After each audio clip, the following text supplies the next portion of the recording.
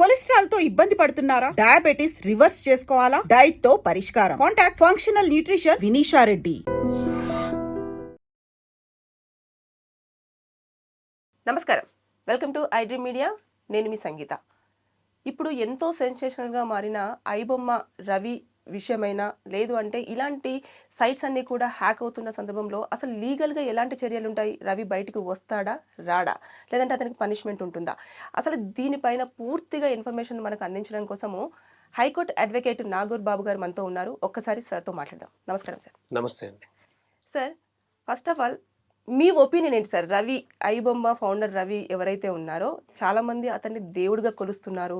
అసలు మధ్య తరగతికి సంబంధించిన దేవుడు, అతను బయటకు వస్తే పాలాభిషేకాలు అంటున్నారు, ఏదేదో అంటున్నారు, రాబిన్ హుడ్తో పోలుస్తున్నారు. ఫస్ట్ ఆఫ్ ఆల్ మీ ఒపీనియన్ ఏంటి సార్ యాజ్ ఏ అడ్వకేట్గా? ప్రజలందరికీ ఫ్రీగా అలవాటు అయిపోయాం కదా.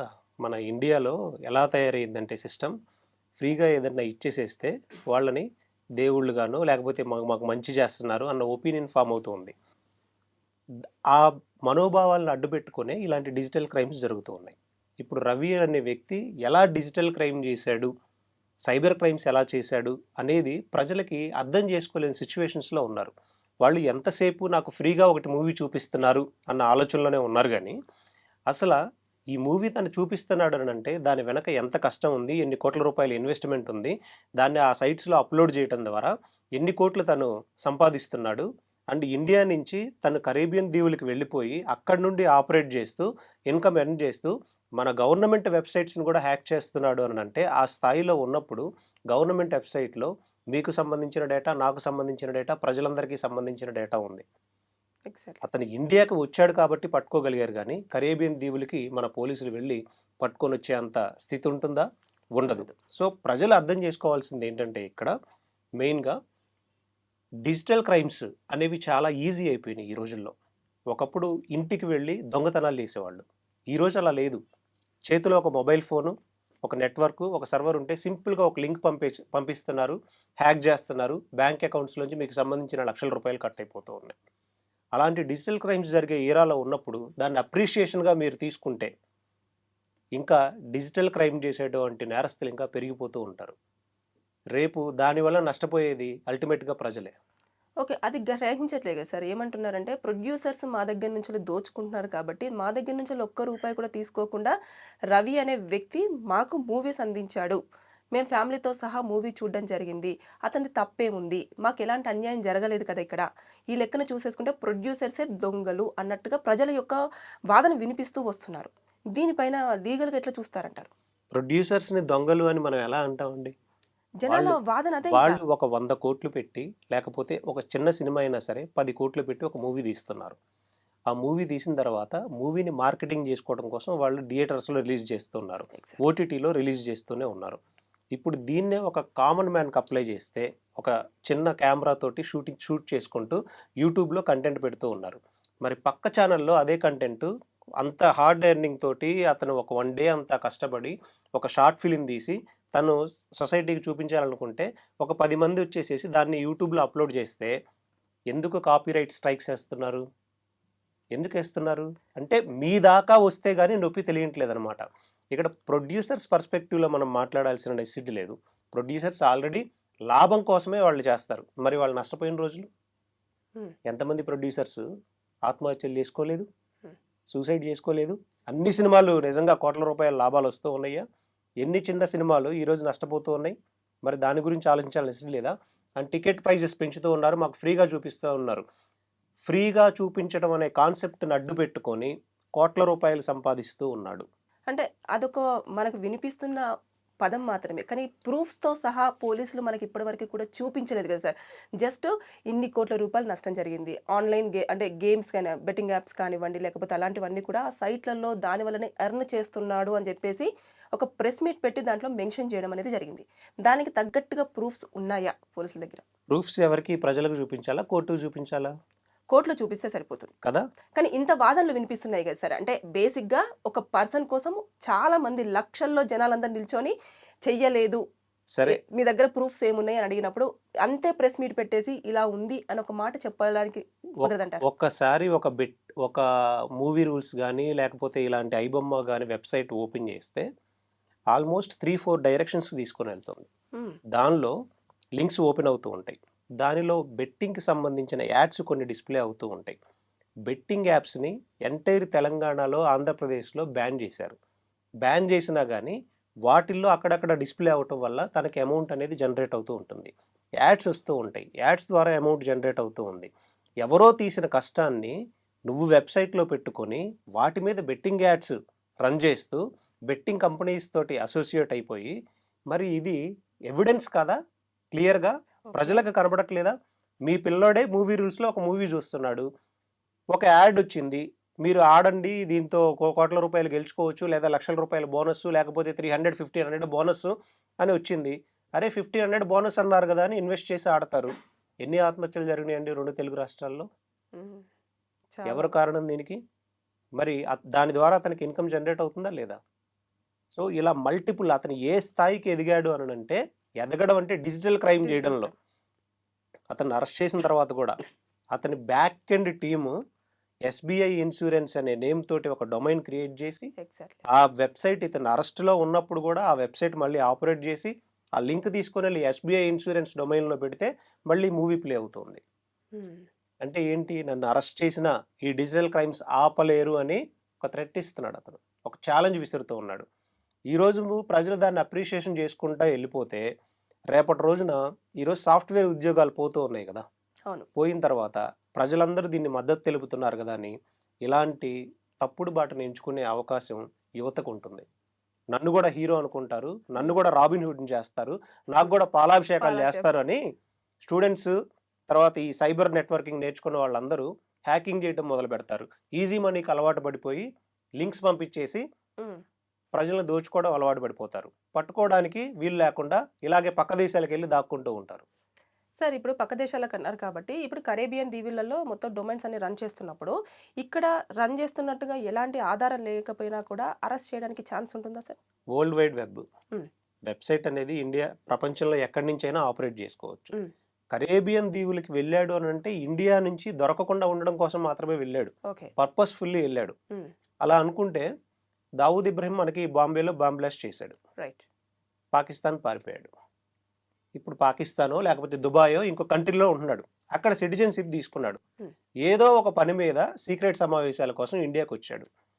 ఇప్పుడు పోలీసులు అతనికి ఇండియన్ సిటిజన్షిప్ లేదు, ఫారెన్ సిటిజన్షిప్ ఉంది కాబట్టి మనం అక్కడ పర్మిషన్స్ అన్నీ తీసుకొని అరెస్ట్ చేయాలి అని అనుకుంటే దేశ భద్రతకి ఇంకేమన్నా ఆ వర్డ్కి డెఫినేషన్ ఏమన్నా ఉంటుందా?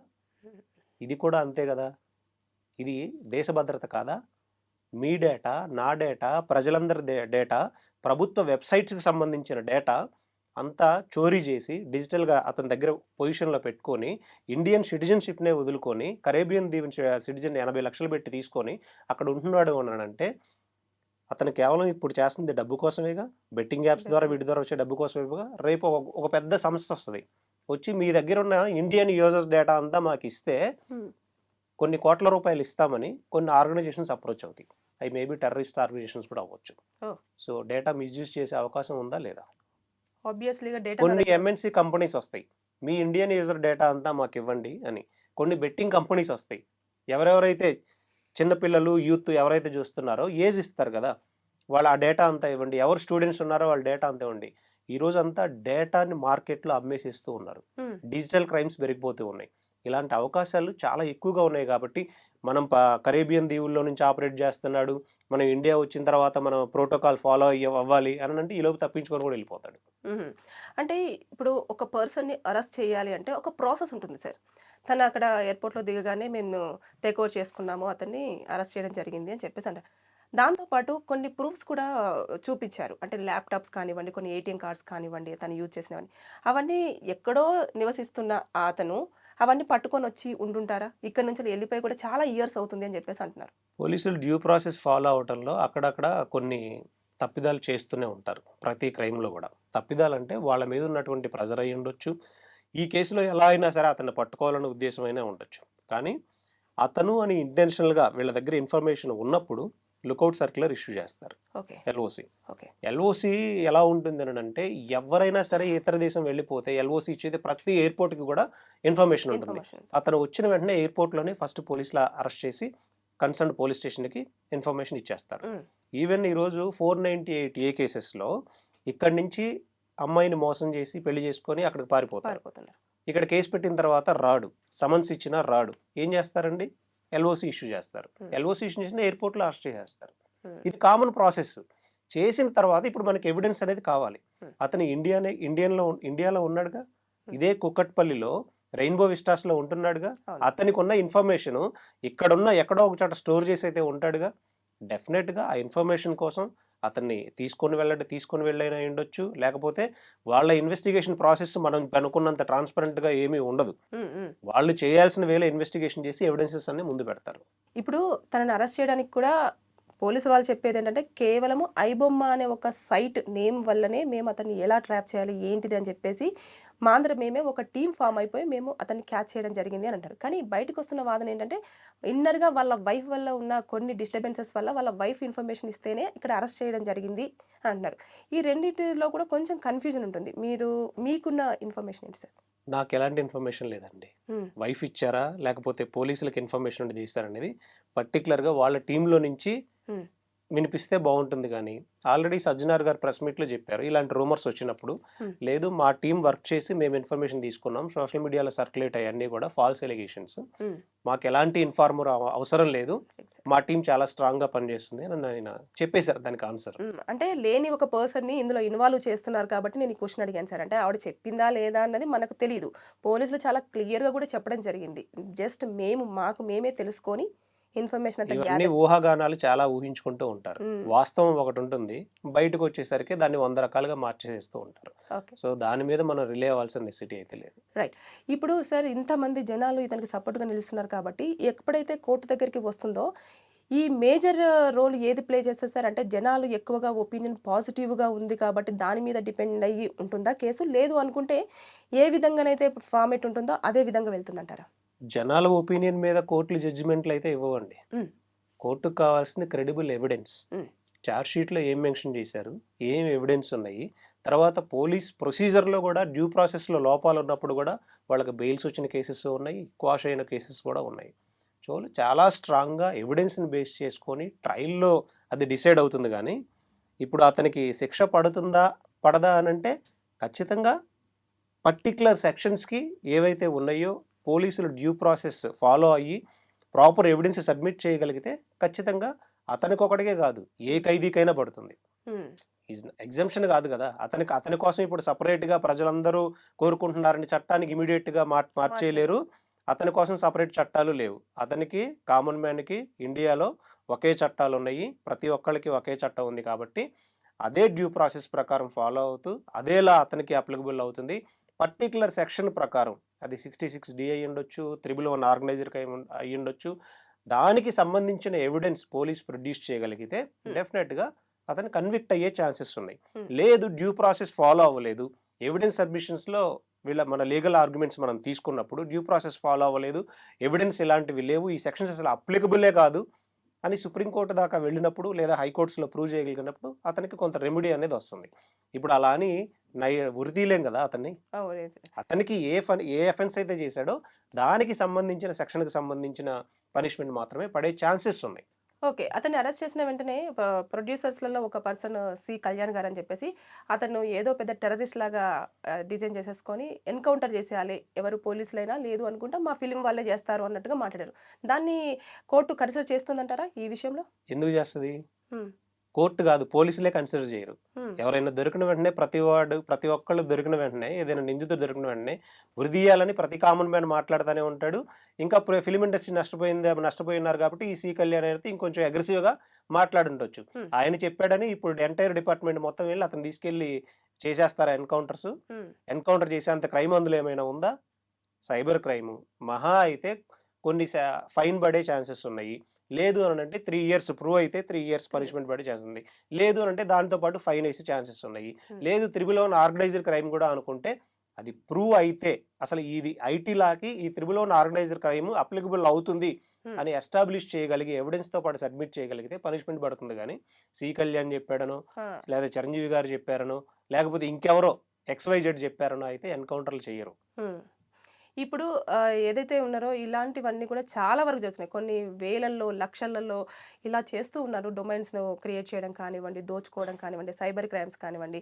ఇలా జరుగుతున్నప్పుడు దీని మీద ఇంత ఫోకస్ చేశారు కదా! మరి గతంలో గూడా చాలా వరకు జరిగాయి. చాలామంది గూడా చనిపోవడం జరిగింది. మరి ఎందుకని అంత సీరియస్‌గా తీసుకోలేదు పోలీసులు? ఈ యొక్క విషయాన్ని ఎందుకని సీరియస్‌గా తీసుకోవడం జరిగింది? ఇప్పుడు ఎమ్మడి రవి అనే వ్యక్తిని అరెస్ట్ చేసినంత మాత్రాన పైరసీ అనేది కంప్లీట్‌గా ఆగిపోయిందా? లేదు సార్. లేదు. సరే, ఎవరినో ఒక రేపిస్ట్‌ని అరెస్ట్ చేసినంత మాత్రాన ఇండియాలో రేప్ కేసెస్ తగ్గిపోయినాయా? లేదు. ఒక 498 కేసులో ఒక కన్విక్షన్ పడిన తర్వాత ఒక వ్యక్తికి హెరాస్మెంట్లు తగ్గినాయా? ఒక దొంగను అరెస్ట్ చేసిన తర్వాత దొంగతనాలన్నీ ఆగిపోతున్నాయా? లేదు. ఈ డిజిటల్ క్రైమ్స్ కూడా అంతే. ఎమ్మడి రవిని అరెస్ట్ చేసినంత మాత్రాన మిగతా డిజిటల్ క్రైమ్స్ అన్నీ ఆగవు. ఇట్ ఇస్ ఏ ఎగ్జాంపుల్ అంతే. ఒక కేసులా ఒక ఎగ్జాంపుల్‌గా మాత్రమే ఇతను మిగిలిపోతాడు. హ్మ్. ఇంత నెట్వర్కింగ్ తోటి పక్క దేశాలకెళ్ళి కోట్ల రూపాయలు తను ఎర్నింగ్ చేస్తూ తన ఐడెంటిటీని మార్చుకొని ఇన్ని చేసినా సరే పోలీసులు అరెస్ట్ చేశారు.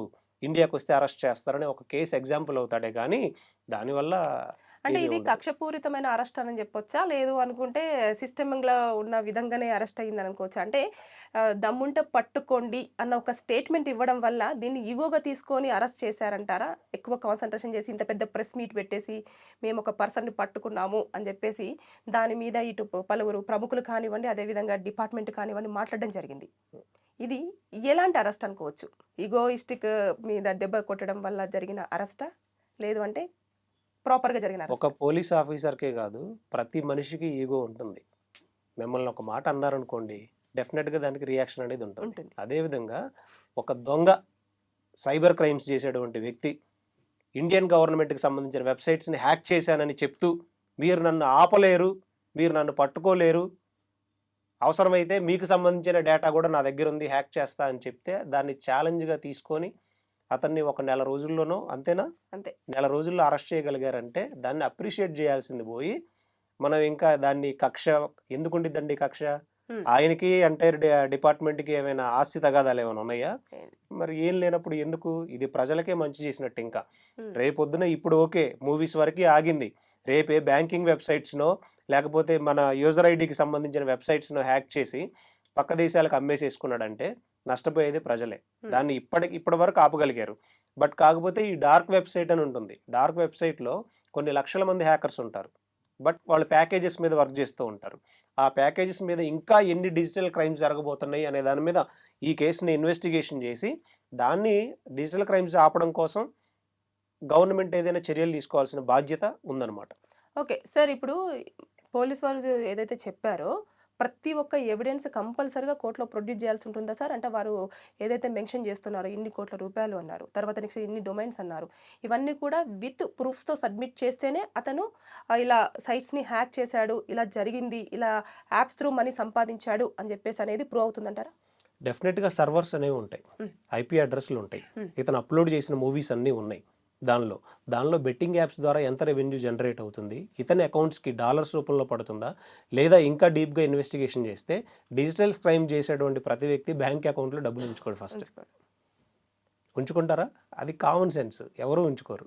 క్రిప్టో కరెన్సీలో ఉంటుంది. అది కూడా ఎవరో మల్టిపుల్ నేమ్స్ మీద ఒక ఐడీ తీసుకొని వాళ్ళు కరెన్సీని కూడా డిజిటల్ రూపంలో సెక్యూర్ చేసుకొని ఉంటారు. హ్మ్. డిజిటల్ కరెన్సీ బ్యాంక్ అకౌంట్‌లో ఉంటే ఈజీ. ఎంతసేపు ఈరోజు ఏదైనా చిన్న క్రైమ్ జరిగింది అని అంటే ₹1000 పక్కోడి అకౌంట్‌లో పడినా సరే మన సైబర్ క్రైమ్స్ అకౌంట్ ఫ్రీజ్ చేసేస్తున్నారు. ఎగ్జాక్ట్‌లీ. దాన్ని మళ్ళీ రిలీజ్ చేసుకోవడం కోసం హైకోర్టుకి వెళ్ళి లేకపోతే దానికి ఒక సంవత్సర కాలం వీళ్ళంతా ఎలా రిలీజ్ చేసుకోవాలో కూడా తెలియక అలా వదిలేసిన అకౌంట్లు చాలా ఉన్నాయి. హ్మ్. మరి ఇంత ఆర్గనైజర్‌గా డిజిటల్ క్రైమ్ చేసే వ్యక్తి అకౌంట్స్‌లో ఉంచుకుంటాడా? మీరు 100 అకౌంట్స్ కాదు, ఇంకో 200 అకౌంట్స్ పెట్టండి. దానిలో ఏమీ ఉండవు. అవన్నీ డమ్మీ అకౌంట్స్ మాత్రమే. మాత్రం. ఇదంతా క్రిప్టో కరెన్సీలో బిట్ కాయిన్స్ రూపంలో, బినాన్స్ ఇలాంటి కాయిన్స్ రూపంలో ఉంటూ ఉంటాయి. ఓకే. ఇప్పుడు ఈ ఈ వర్క్ ఏదైతే ఉందో ఐబొమ్మ కానివ్వండి, బప్పం కానివ్వండి, ఇదంతా కూడా టీమ్ వైస్‌గా వర్క్ చేస్తున్నారు. కానీ ఇప్పుడు ఒక పర్సన్‌ని చూపించేసి అతని మీదనే మొత్తం ఇతనే చేశాడు అన్నట్టుగా కూడా ప్రొజెక్ట్ అవుతుంది ఇక్కడ. సో, మిగతా టీమ్ వాళ్ళందరూ కూడా తప్పు చేశారు కదా! వాళ్ళ పైన ఎందుకు దృష్టి ఇప్పటివరకు పెట్టలేదు అన్నట్టుగా కొన్ని వాదనలు వినిపిస్తున్నాయి.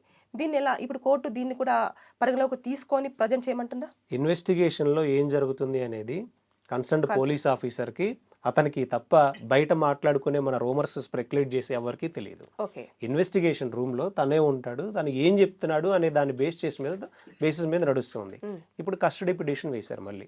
అవును. రిమాండ్ పెట్టిన తర్వాత కస్టడీకి 5 days తీసుకున్నారు, ఇచ్చారు. 5 days తీసుకున్నారు. ఈ 5 days కస్టడీలో ఇప్పుడు మీకు వచ్చిన డౌట్స్ పోలీసుల దగ్గర ఇంకా చాలా ఉంటాయి. Hmm. దీని నెట్వర్కింగ్లో ఎవరెవరు ఇన్వాల్వ్ అయ్యి ఉన్నారు, ఏ కంట్రీస్లో ఉన్నారు, నీకు ఈ డొమైన్ క్రియేట్ చేయడానికి ఎవరు హెల్ప్ చేస్తూ ఉన్నారు, నువ్వు పోలీస్ స్టేషన్లో ఉన్నా కానీ ఇంకా ఇవి ఎలా ఆపరేట్ అవుతున్నాయి. ఈ కోణంలో మనకే ఒక కామన్ మ్యాన్కి డౌట్ వచ్చినప్పుడు వాళ్ళకి ఈ డౌట్స్ అన్ని రావా, ఇన్వెస్టిగేషన్ ఎలా చేస్తారో ఒక ఐడియా ఉంటుంది కదా మనకి. ఎంటైర్ క్వశ్చనర్ పెట్టుకుంటారు, ఆ క్వశ్చనర్ వరకు ఓకే నీకు ఎవరు హెల్ప్ చేస్తూ ఉన్నారు, ఈ నెంబర్ ఏంటి, ఈ వాట్సాప్ చాట్ ఏంటి, నువ్వు ఎలా పర్చేస్ చేసావు, ఎలా అప్లోడ్ చేస్తున్నావు, ఈ ప్రాసెస్లో మిగతా వాళ్ళు బయటకు వస్తారు. ఓకే తెలిసినా కానీ ఇన్ కేస్ వాళ్ళు ఫారెన్లో ఉన్నారనుకోండి, ఇప్పుడు మరి రేవంత్ రెడ్డి గారు ఇమీడియట్గా వీళ్ళకి ఫ్లైట్ టికెట్స్ వేసి వెళ్ళి అరెస్ట్ చేసుకోండి పంపిస్తారా? పాసిబిలిటీ ఉందా? మనం పాసిబిలిటీస్ మాట్లాడుకుందాం. లేదు కదా. మళ్ళీ వాళ్ళ ఇన్ఫర్మేషన్ కాన్ఫిడెన్షియల్గా ఉంచుతారు, కాన్ఫిడెన్షియల్గా ఉంచి వాళ్ళకి ఒక ట్రాప్ వేస్తారు. ఆ ట్రాప్లో వాళ్ళు పడ్డప్పుడు లేదా ఇండియా వచ్చే మూమెంట్స్ ఏమైనా ఉన్నాయా, లేదా వాళ్ళ సర్కిల్లో లేదా ఇంటెలిజెన్స్ని వాళ్ళని అప్రోచ్ అయ్యే విధంగా పెట్టో వాళ్ళ మీద ఒక నిఘా పెట్టి ఇండియా వచ్చినప్పుడు ఎల్ఓసి అవన్నీ ఇష్యూ చేస్తారు. ఇష్యూ చేసిన తర్వాత అరెస్ట్ చేస్తారు. అసలు వాళ్ళు ఇండియన్సే కాదు, వాళ్ళు ఫారెన్లోనే పర్మనెంట్ రెసిడెంట్స్ అని అనుకోండి, ఏం చేయలేం. ఎందుకు ఇక్కడి నుంచి విజయమాల్యే వెళ్ళిపోయాడు, అరెస్ట్ చేయగలిగారా? అలా చాలామంది వెళ్ళిపోయారు, అరెస్ట్ చేయగలిగారా? అది ఫెసిలిటీ, వాళ్ళకిన్న ఫెసిలిటీని యూజ్ చేసుకుంటూ ఉన్నారు. ఇమ్మడి రవి వాడి కర్మకాలి ఇండియాకి వచ్చాడు అంతే.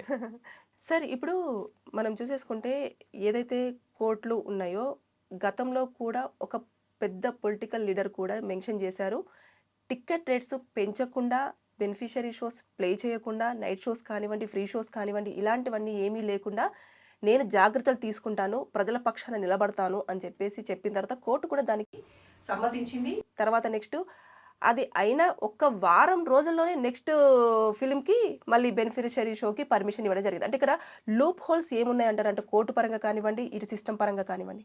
కోర్టు పరంగా లూప్ హోల్స్ ఉండవండి, కోర్టు పరంగా ఉండవు. సిస్టమ్ పరంగా అంటే పొలిటీషియన్స్ ఇచ్చే మాటలకి లీగల్ శాంటిటీ ఉండదు.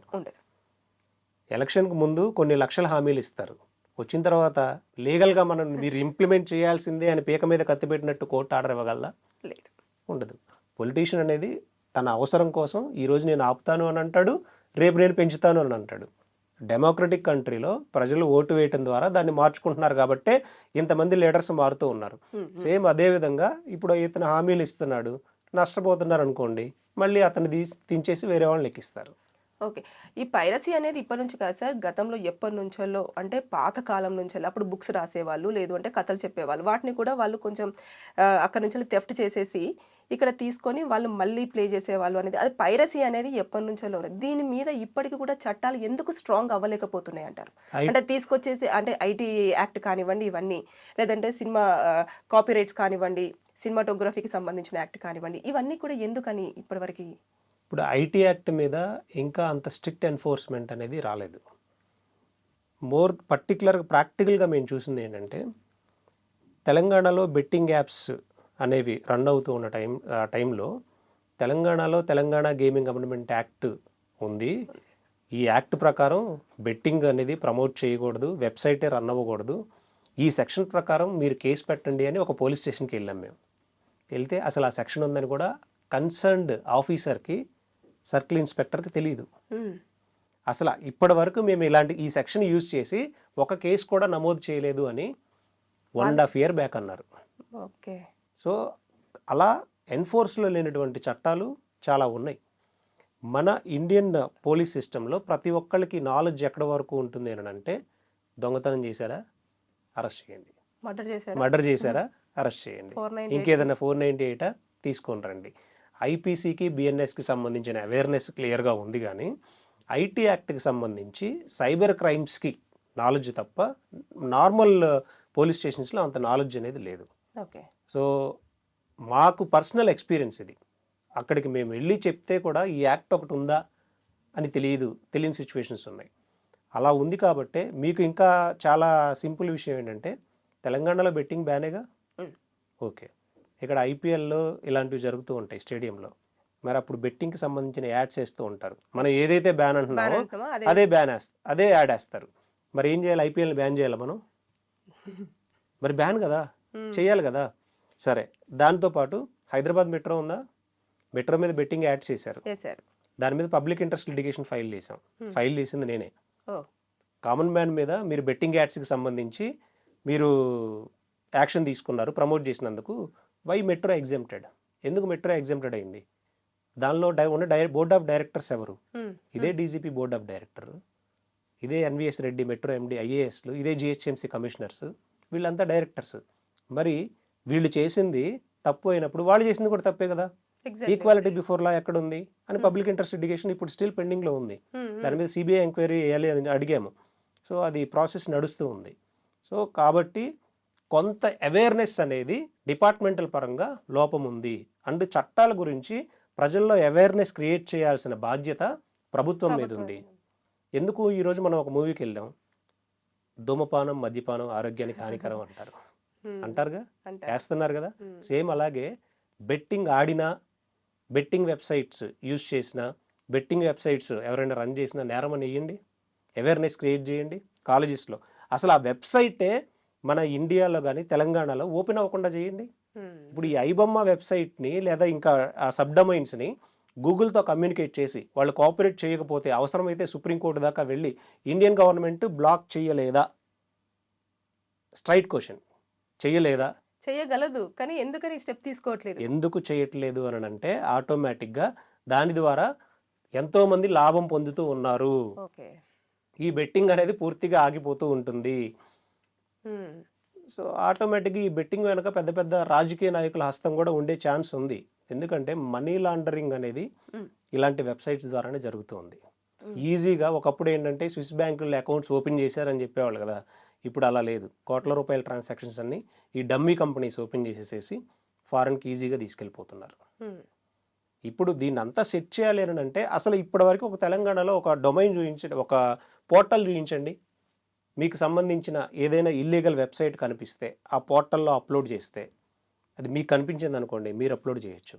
స్కూల్ టీచర్స్ కనిపిస్తే వాళ్ళు అప్లోడ్ చేయొచ్చు, స్టూడెంట్స్కి కనిపిస్తే వాళ్ళు అప్లోడ్ చేయొచ్చు. మనకి ఒక మినిట్ కూడా పట్టదు. అలాంటి మెకానిజంని ఎందుకు డెవలప్ చేయలేదు? ప్రభుత్వంలో లోపం ఉంది. ఇప్పుడు ఇమ్మడి రవిని అరెస్ట్ చేసినంత మాత్రాన మిగతా క్రైమ్స్ అన్ని ఆగిపోతాయా? ఆగడానికి ప్రివెంటివ్ యాక్షన్ ఏం తీసుకోవాలి? ఏం తీసుకోవాలి గవర్నమెంట్ సైడ్ నుంచి? ఇప్పటికీ తీసుకోలేదు. కేవలం అరెస్ట్ని చూపించేసి ఒక ప్రెస్ మీట్ పెట్టేసేసి ఒక నలుగురు సెలబ్రిటీస్తో కూర్చొని మాట్లాడేసి వస్తున్నారు. కానీ ప్రివెంటివ్ యాక్షన్ ఏం తీసుకోవాలి అన్న డిస్కషన్ నడిచిందా? లేదు. ప్రివెంటివ్ యాక్షన్ తీసుకోగలిగినప్పుడే సక్సెస్ అయినట్టు.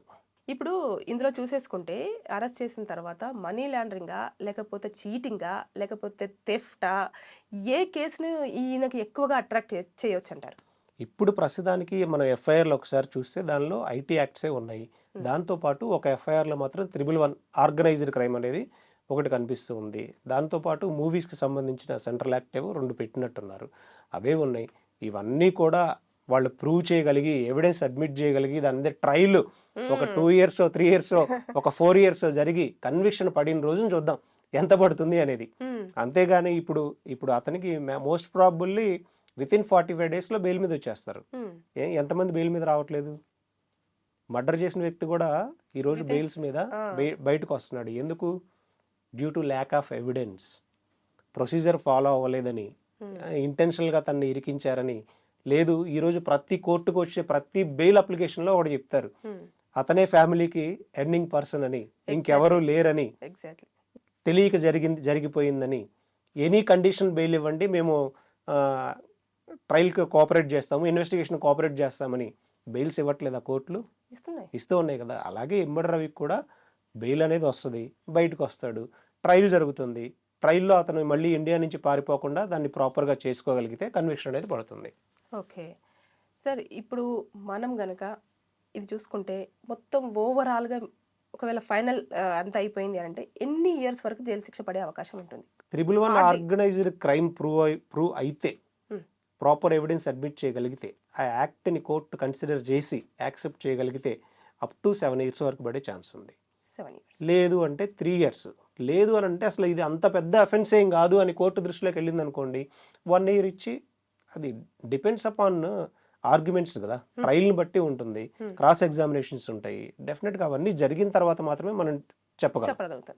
ఇప్పుడు మనీ అంతా లాండరింగ్ జరిగింది అని అంటున్నారు కదా, దాన్ని ఎలా కలెక్ట్ చేస్తారు ఇతని దగ్గర నుంచి? ఒకవేళ మీరు తీసుకున్నా కూడా అంత సెర్చ్ చేసిన తర్వాత కొన్ని డబ్బులు దొరికినాయి అనుకోండి, దాన్ని ఎట్లా చేస్తారు? ఇప్పుడు కొటేషన్ తీసుకుంటారు. బేసిక్గా ఒక మూవీకి వాళ్ళు ఎన్ని కోట్లనే పెట్టుకొని 100 కోట్లు పెట్టుకున్నా సరే, కానీ ప్రొడక్షన్ కంటూ ఒక కొటేషన్ని మనం కోర్టులో సబ్మిట్ చేయాల్సి ఉంటుంది. ఆ సబ్మిట్ చేసిన దాంట్లో ఎంత పర్సెంటేజ్ని క్యాలిక్యులేషన్ చేసి ఇతని త్రూ ఇప్పించడం జరుగుతుంది. అసలు ఇప్పిస్తారంటారా ఫస్ట్ ప్రొడ్యూసర్స్కి? ఇప్పటి వరకు అలాంటివి ఏమన్నా చూసాం మనం? చూడలేదు, బట్ నేను ఉన్న డౌట్ని క్లియర్ చేసుకుంటాను అదే క్లియర్గా అలా ఇప్పించే పరిస్థితులు అయితే ఉండవు. పోలీసులు ఇమీడియట్గా ఏం చేస్తారు? అతని బ్యాంక్ అకౌంట్లు ఏమున్నాయో చూడండి, పాన్ కార్డుకి లింక్ ఏమన్నాయో చూడండి, అవన్నీ ఫ్రీజ్ చేయండి. ఫ్రీజ్ అంటే ఇంకా ఫ్రీజ్ అంతే. దానిలోకి తీసుకెళ్లి ప్రొడ్యూసర్కి బాబు నీకు ఇంత నష్టం వచ్చింది, నీకు ఇంత పంచుతున్నాం, ఇలాంటి సిస్టమ్ ఇండియాలో లేదు. ఓకే, ఆ free until unless court direction ఇస్తే తప్పితే ప్రొడ్యూసర్స్ మళ్ళీ కోర్టుకు వెళ్ళి అతని బ్యాంక్ అకౌంట్లో ఉన్న వాటిని మాకు పంచండి, లేదా బెట్టింగ్ ద్వారా చనిపోయినటువంటి ఆత్మహత్య చేసుకున్నటువంటి వాళ్ళకి ఇవ్వండి, లేదా ప్రభుత్వానికి ఇవ్వండి అని పిటిషన్స్ ఫైల్ చేసుకొని కోర్టు డైరెక్షన్ ఇస్తే తప్పితే police doesn't have any power to give amount to the particular producers or third parties. నా అమౌంట్ నా అకౌంట్ ఫ్రీజ్ చేశారు, ఫ్రీజ్ చేసే అధికారం మాత్రమే వీళ్ళకుంది. నా అకౌంట్ని ఆపరేట్ చేసి నా దానిలో నుంచి నాకు వచ్చినటువంటి డబ్బుని అతనికి బాధితుడికి ఇప్పించే రైట్స్, ఆ పవర్స్ పోలీస్కి ఉన్నాయా? డిపార్ట్మెంట్కి లేదు. మరి వాళ్ళు ఏం చేస్తారు? కోర్టు నుంచి అయినా కూడా కోర్టు డైరెక్షన్ ఇస్తే అగ్రీవ్డ్ పార్టీ కోర్టుకు వెళ్ళి ఇది నా అమౌంటే, నాకు సంబంధించిన అమౌంటే, ఇది నాకు చెందాల్సిన అమౌంట్ అని కోర్టు డైరెక్షన్ ఇస్తే అప్పుడు బ్యాంక్ కోర్టు డైరెక్షన్లో క్లియర్గా రాస్తారు ఈ కన్సర్న్ అమౌంట్ నుంచి నష్టపోయారు కాబట్టి ఇతనికి ఇవ్వండి అని ఇచ్చినప్పుడు బ్యాంకర్ ఆ అమౌంట్ని ట్రాన్స్ఫర్ చేస్తారు కానీ పోలీస్ ట్రాన్స్ఫర్ చేయడు. ఓకే, ఇప్పుడు దాంట్లోనే ఒకవేళ ఇచ్చినా కూడా ఇప్పుడు ఒక పర్సన్ వచ్చేసి ప్రొడ్యూసర్ వచ్చేసి కొన్ని కోట్లు ఖర్చు చేసిండు, 250-300 కోట్ల రూపాయలు పెట్టి ఒక మూవీని తీశారు. కానీ కొటేషన్లో మనం 300 కోట్లను చూపించలేం, ఎందుకంటే అక్కడ మనకి ఉండేది వేరే ఉంటుంది ప్రొడక్షన్లో, తర్వాత ఇక్కడ బయటకు వచ్చేది వేరే ఉంటుంది. కోర్టులో ఏది ప్రొడ్యూస్ చేస్తే ఎంత పర్సెంటేజ్ మొత్తం ఉన్నదంతా కూడా ఇచ్చే ఛాన్సెస్ అయితే ఉండే కదా సార్? ఎందుకంటే అతని ఎక్స్పెండిచర్ కూడా చూస్తారు కోర్టు, చూసిన తర్వాత అప్పుడు ఎంత ఇచ్చే అవకాశం పర్సెంటేజ్? అసలు ఈ ప్రొడ్యూసర్స్కి రూపాయి కూడా వెనక్కి తిరిగి ఇవ్వరండి. మరి ఆ సీజ్ చేసిన డబ్బులు ఎక్కడికి వెళ్తాయి సార్? సీజ్ చేసిన డబ్బులు అవసరమైతే గవర్నమెంట్ దాన్ని హ్యాండ్ ఓవర్ చేసుకోవడము, లేదు అని అంటే అతనే మళ్ళీ నా అకౌంట్స్ని రిలీజ్ చేయండి అని అతనే కోర్టుకు వెళ్ళే ఛాన్స్ ఉంది. ఇప్పుడు నా అకౌంట్ ఫ్రీజ్ చేశారు, ఏదో క్రైమ్ చేస్తే ఎవరో ఒక సైబర్ క్రైమ్ చేసిన వ్యక్తి అకౌంట్ ఫ్రీజ్ చేశారు, అతను మళ్ళీ కోర్టుకి వెళ్ళి రిలీజ్ చేసుకోవట్లేదా? డైలీ కొన్ని 100 పిటిషన్స్ ఫైల్ అవుతున్నాయి, కోర్టుకు వస్తాడు, ఈ ట్రాన్సాక్షన్కి సంబంధించి అంతా ఆ లీన్ అమౌంట్ ఏదైతే ఉందో దాన్ని నేను రిఫండ్ ఇస్తానంటారు. అసలు ప్రొడ్యూసర్ అకౌంట్లో నుంచి డైరెక్ట్గా అతని అకౌంట్కి ₹1 ట్రాన్స్ఫర్ అయ్యిందా? లేదు. మరి ఎలా అడుగుతారండి క్లెయిమ్? ఎగ్జాక్ట్లీ. మనం కోర్టు లాంగ్వేజ్ టర్మినాలజీలో మాట్లాడుకుంటే డైరెక్ట్ ప్రొడ్యూసర్ అకౌంట్ నుంచి ₹1 అయినా సరే ఎమ్మడర్ అకౌంట్కి వెళ్ళుంటే ప్రొడ్యూసరు ఇక్కడ నష్టపోయాడు ఇవ్వండి అని చెప్పొచ్చు.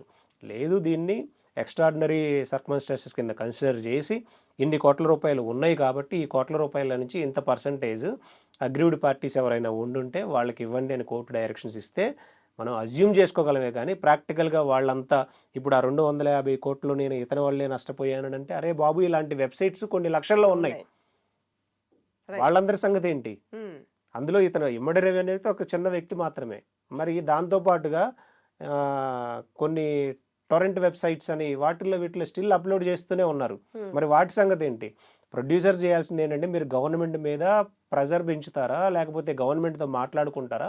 ఒక పోర్టల్ క్రియేట్ చేసుకోండి, ఆ పోర్టల్లో మీకు సంబంధించిన పైరసీ మీరే ఒక టీంను పెట్టుకొని ఆ టీమ్ తోటి ఆ లింక్స్ ఏదన్నా ఉంటే ఇమీడియట్గా బ్లాక్ లిస్ట్లో పెట్టుకునే మెకానిజంని మీరు డెవలప్ చేయించుకునే విధంగా ఫైట్ చేయండి. దానివల్ల లాభం పొందుతారు. కానీ ఇలా ఒక వెబ్సైట్ ద్వారా నష్టపోయిన దాని దగ్గర మాకు కోర్టుకు వెళ్ళి పిటిషన్ ఫైల్ చేసి దానిలో ఉండే ఇంత పర్సంటేజ్ మళ్ళీ వీళ్ళ అకౌంట్స్ అన్ని చూపించి ఇలాంటివి జరిగే ప్రాక్టికల్గా వర్కౌట్ అవ్వవు. ఓకే, ఇప్పుడు సార్ మనము చూసేసుకుంటే ఏదైనా సరే ఇలాంటి పైరసీ అనేది కూడా చాలా వరకు డేంజర్. మన డేటానే డార్క్ సైట్లో ఉంటుంది, వెళ్ళిపోతుంది, మనం నష్టపోతామని చెప్పేసి ఇంతమంది ఏకకంఠంగా చెప్పుతున్నా సరే జనాలు ఇప్పటికీ కూడా అతను చేసిన పని మంచిదే, జరిగితే జరిగింది, మాకు ఎలాంటి నష్టం జరగలేదు ఇప్పటివరకు అని చెప్పేసి అన్న ధోరణిలోనే వ్యవహరిస్తున్నారు. ఎందుకని అంటారు? ఎందుకని ఎక్కడ వీళ్ళు అవ్వకపోవడానికి రీజన్ ఏంటి? అవేర్నెస్ అవ్వకపోవడం అంటే తన దాకా వస్తే కానీ నొప్పి తెలియదు అంటారు కదా, సింపుల్ లాజిక్. ఇప్పుడు ఆ యూజర్ ఐడెంటిటీ ఎవరైతే ఫ్రీగా సినిమాలు చూస్తున్నారో వాళ్ళ యూజర్ ఐడిని దొంగతనాలు చేసి వాళ్ళ అకౌంట్స్ని హ్యాక్ చేసి వాళ్ళ మెయిల్ ఐడీస్ని, వాళ్ళ ఫేస్బుక్ని, వాళ్ళ ఇన్స్టాగ్రామ్ అకౌంట్స్ని హ్యాక్ చేసి ఆ డేటా మిస్యూజ్ చేసిన రోజున వాళ్ళకి నొప్పి తెలుస్తుంది. అంతేగాని ఎవరితో పక్కోడిది కదండి మనకేంటి అనే మైండ్ సెట్లో ఉన్నారు ప్రజలు. అంటే సిస్టమ్ మీద కోపము రవి మీద ప్రేమగా మారింది అనొచ్చా? సిస్టమ్ మీద కోపం అంటే సిస్టమ్ మీద ఎందుకండి కోపం? ఏం చేశారని కోపం? మీకు టికెట్ల రేట్లు పెంచారు, పబ్లిక్ ఇంట్రెస్ట్ లిటిగేషన్ ఫైల్ చేయడానికి మేము రెడీగా ఉన్నాం. ఈ సిస్టమ్ మీద కోపం ఉన్న వాళ్ళు ఎవరున్నారు రమ్మని చెప్పండి, వస్తారా? రారు, ఎవ్వరు రారు. ఈ సిస్టమ్ మీద కోపం ఉన్నోళ్ళు పోలీస్ స్టేషన్కి వెళ్ళి కంప్లైంట్ ఇస్తారా? ఇవ్వరు. ఈ సిస్టమ్ మీద కోపం ఉన్నోళ్ళు 4 రోజులు బయటకు వచ్చి కూర్చొని ఒక ధర్నా చేస్తారా? చెయ్యరు. ఇదే సిస్టమ్ మీద కోపం ఉన్నోళ్ళు ఏం చెప్తారు చెప్పనా ప్రాక్టికల్గా?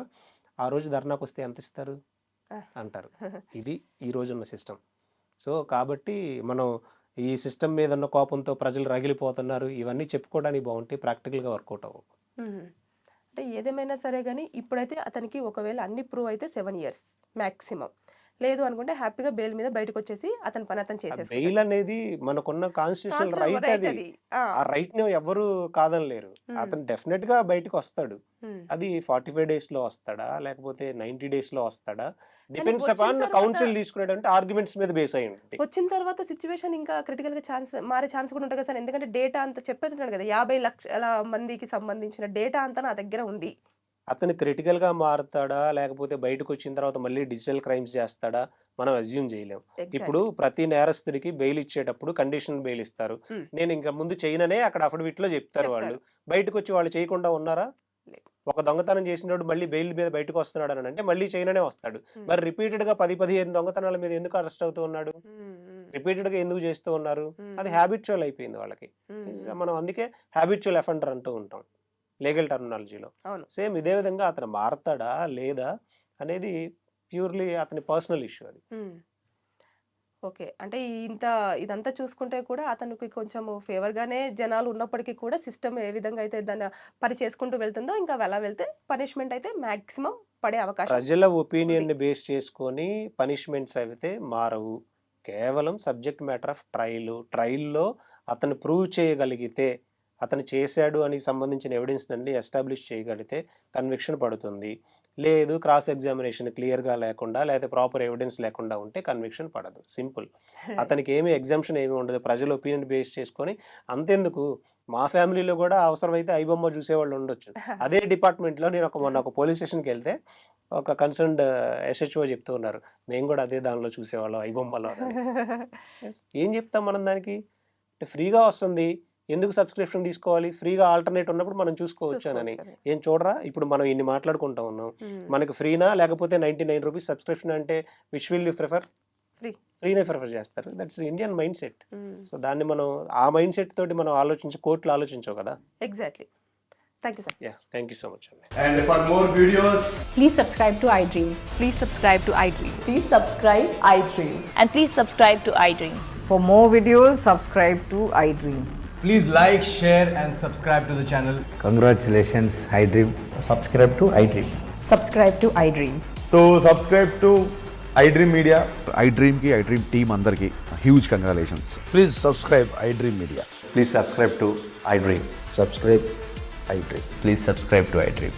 iDream అంటే నా కళల ఛానల్ సబ్స్క్రైబ్ చేసుకున్న నోరు తిరుగుతలేదు, మీరైతే గంట గుర్తు కొట్టండి. For more such videos, please subscribe to iDream. Subscribe to iDream. Please subscribe to iDream. Please subscribe iDream Media. Please do subscribe to iDream. Please subscribe to iDream Media. For best entertainment and information, please subscribe iDream. And don't forget to subscribe to iDream.